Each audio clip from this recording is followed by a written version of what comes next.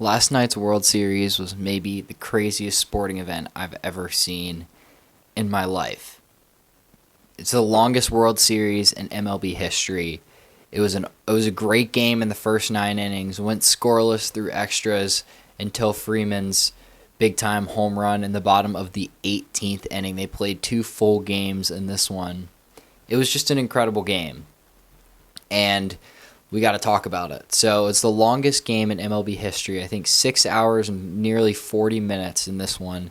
18 innings, just an absolute marathon. And they play again tonight. These teams are battling back and forth. It's been a great series so far. And for the Dodgers, they've got Ohtani tonight, which is huge. Ohtani, I mean, he's been unbelievable hitting the ball. He had 2 home runs in this one, 4 hits. He was 4 for 4 when they actually pitched strikes to him. And I think his last 5 at bats, it was all intentional walks. He could not miss the ball, and he's on it hitting. He pitched very well in the last series, just virtually unhittable. So the Dodgers are looking really good, and the MLB stat that goes along with it is 70% of the teams that win Game 3 end up winning the series. So we'll see if that holds true, but just a huge home win in Los Angeles for the Dodgers. And this game was back and forth, like I said. It was a Hernandez homer that started it, an Ohtani homer in the third. He had a double in the first inning, and then it was a big Kirk home run that retook the lead in the fourth, a sacrifice fly that got another guy in. It was got Barger in. And then Ohtani hit another double. Freeman singled, and that got Ohtani into score. So it was 4-3, or it was tied at 4-4.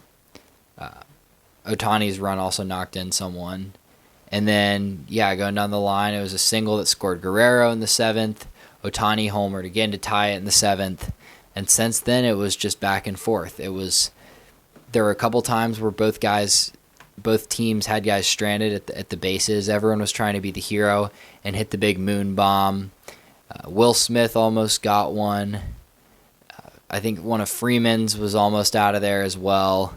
Hernandez almost hit one. The temperature dropped big time in the night, and that's what the announcers were saying, was just not allowing balls to get out. They showed the stats for some of the same balls that were hit at the same velocity and launch angle, and I think over 60% of them were hit home runs. So it's just a whole host of factors coming back for the Dodgers. And the big story, I mean, obviously it was great hitting by Ohtani, but the relief work by both teams was just absolutely incredible. You got Scherzer, who started it. He was knocked around a little bit. He's been iffy in the playoffs here. But you got great innings in relief. You got an inning from Fisher, an inning from Lauer. Lauer threw 4 innings. He threw 68 pitches and just did a great job. I mean, it looked like he was going to get knocked around. Someone was going to hit a moon bomb, and no one did. Lauer stuck in there, and Little came in to help you out, get an inning, a good inning, and then, of course, Freeman hit that home run there at the end, in the first at bat for the Dodgers. So, of the 18th. But on the Dodgers pitching side, they had Clayton Kershaw come in with bases loaded, and he got an out. I thought that's where it was going to go downhill. I didn't think that Kershaw had it in the relief effort. He just needed one out, and he got it. The Hall of Fame career capped off. I mean, he might not have to pitch the rest of this World Series, but if that moment's all it is, it was 2 outs, bases loaded. He gets a strikeout to win to keep the game moving. Also, Enriquez for the Dodgers here, he threw 2 innings, 30 pitches. This man had not earned a major league strikeout in over a month, and he came in, threw 101, gas high in the zone.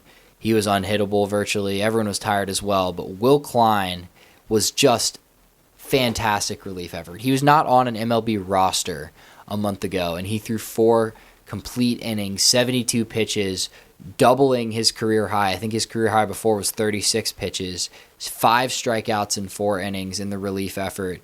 It was a bullpen masterclass, and the Dodgers were about to turn to Yamamoto in the 19th. They were going to go back to Yamamoto, who threw the complete game 2 nights ago, because Ohtani didn't have the time to warm up, and he was really the next guy up before they went to fielders. So it was, you got to love the willingness and the effort. And the Dodgers, in extras, the Dodgers had guys on. They had guys in scoring position that were stranded a couple times. It really just felt like this was their game. And I don't know how else to explain it, but even when the Blue Jays had bases loaded, had all the above, it always just felt like the Dodgers were going to sneak away through. And it took some heroics from Klein, from Ohtani, from Enriquez, just from everyone coming in together, and the Blue Jays couldn't hit the relief effort from the Dodgers. It was just great work altogether, and they picked up the win to move to 2-1 in the series. So the next thing I wanted to talk about here, I've missed the weekend for college football, and yeah, it's been pretty busy, so I'm not sure that I'll be able to do a full game recap. But I do want to talk about the biggest stories, which is Brian Kelly's firing. That has to be the biggest story from the weekend. LSU lost. They got smoked by Texas A&M. It wasn't particularly close in this one. It was 42-18 at the start of the fourth quarter. They piled on some empty calories there at the end. But, yeah, this was A&M could score with just about anyone, and this was just kind of highlighting that, showcasing that to another degree. But LSU's now 5-3 on the season. Kelly moves to 34-14 overall at LSU. They're 2-3 in the SEC this season. All their losses, of course, coming in the SEC. And yeah, to me, this firing is not surprising. The bigger question is, why did you hire Brian Kelly in the first place? It never seemed clear to me if he was actually the right fit for this team. So I mean, when he came down there was all this stuff about the recruiting, the posing with the Louisiana accent, his questionable reputation in big games, being able to step up under pressure, to go on the road. I think he lost the locker room. He lost a lot of recruiting guys. Stories came around from in the building where he was not really present with the staffers, not present on the recruiting side, going on vacation instead of really pushing after the recruiting. And yeah, I look down here at my notes. I think the biggest game that he coached was that win at home in overtime against Alabama, in which they went for 2 against Saban on game day, and they won. And since then, I don't know that this team has really come close. I don't think that they've come to like a high in another way. The team has not been as bought in. They've not been as dedicated. They haven't showed that serious competitive edge in which they showed in this game. And it's a $53 million buyout, second highest in college football. Brian Kelly's supposed to end up looking for another job. That's what the contract indicates. He can't just retire from coaching altogether, because when he picks up another job, inevitably it'll lower his buyout. So that's what LSU wants, same as James Franklin. Although Kelly's older, he's got a little bit shakier of a reputation in my head than James Franklin, just because of just the fit. James Franklin can go anywhere and make them a solid winning program. And Brian Kelly, maybe he can, but at this point in his career, I just don't know. I think he's just set in his ways, and I don't know that he's willing to adapt or adopt new strategies to change the way he does things, to change the other guys in the building. I think he put a lot of pressure on LSU, kind of gave him an ultimatum. He was going after his coordinators, going after the players, and you really just put the administration in a hard place. He wanted someone to be fired. He thought his strategy would keep himself and fire one of the coordinators, but it didn't end up like that. And now LSU's in a rough spot. It's the 8th head coaching vacancy midway through the season.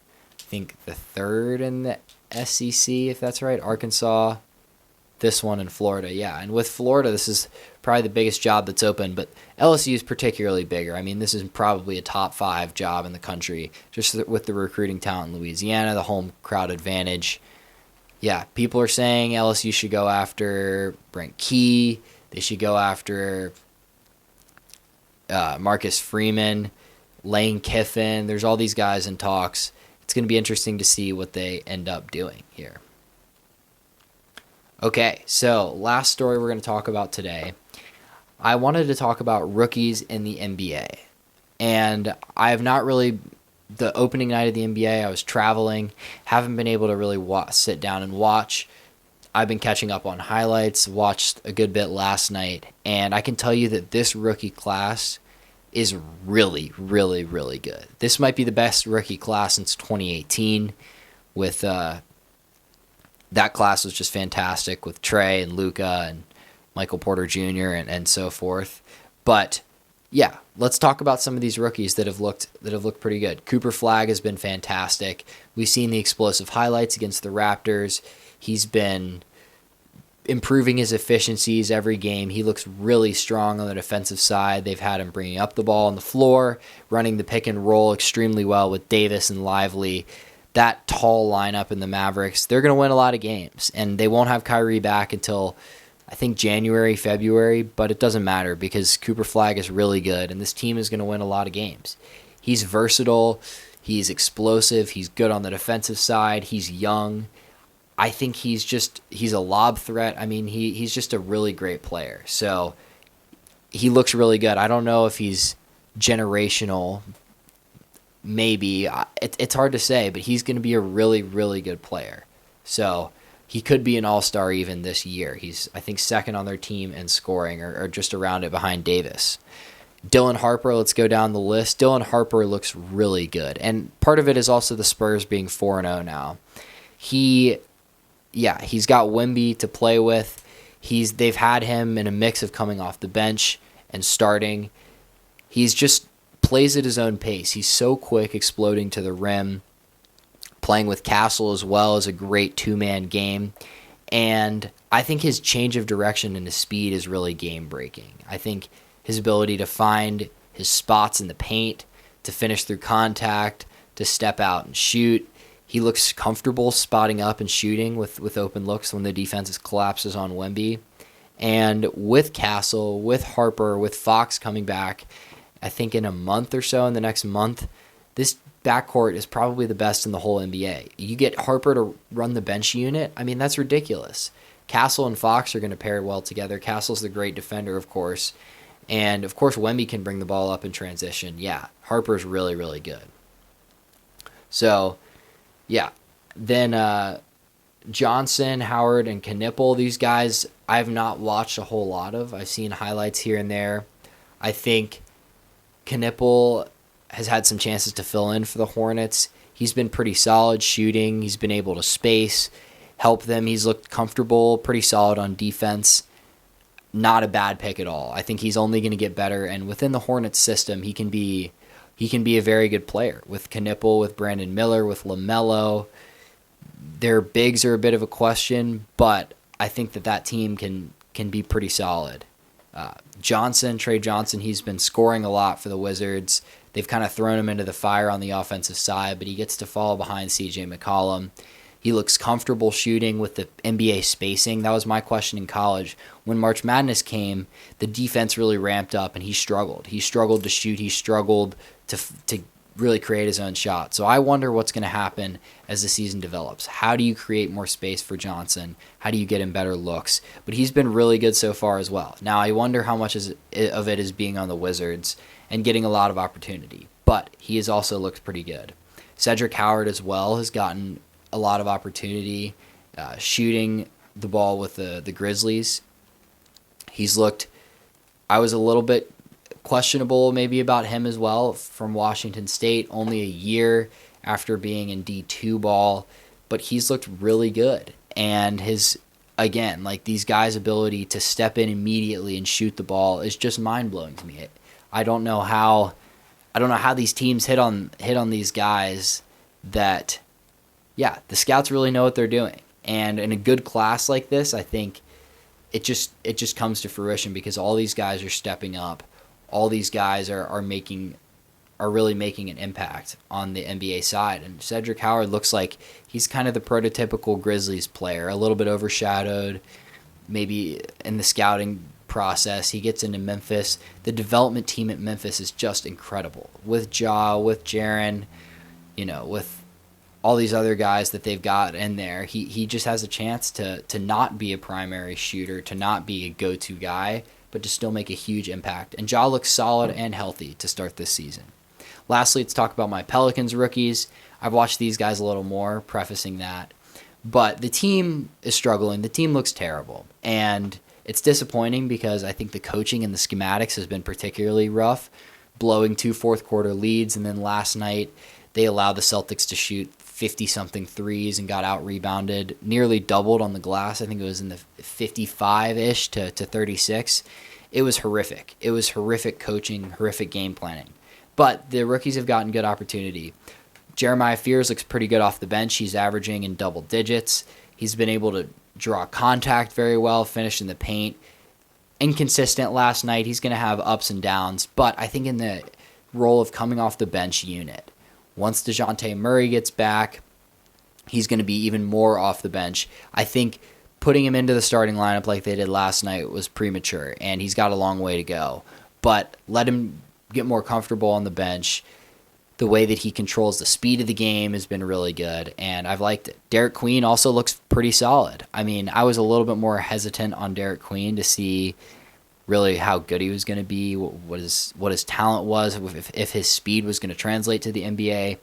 But he's been able to roll in the paint well. He's been better than I thought defending. He's been great at passing, finding the open guys, cutting. They need to play off Queen more. They need to attack the paint when he's got the ball at the elbow, on the baseline, because he's looking to pass. And as he improves his shot, as he gets more comfortable, as he gets more reps, the other guys are going to start to play off him better. And I hate to try to compare him to Jokic, but he does play the game at his own pace in the same way that Jokic does. And yeah, he's been able to pass well, has been able to shoot relatively well. He's got a great touch around the glass, good at the free throw line. And yeah, the question is defense. He was pretty solid against the Spurs, helping out against Wemby.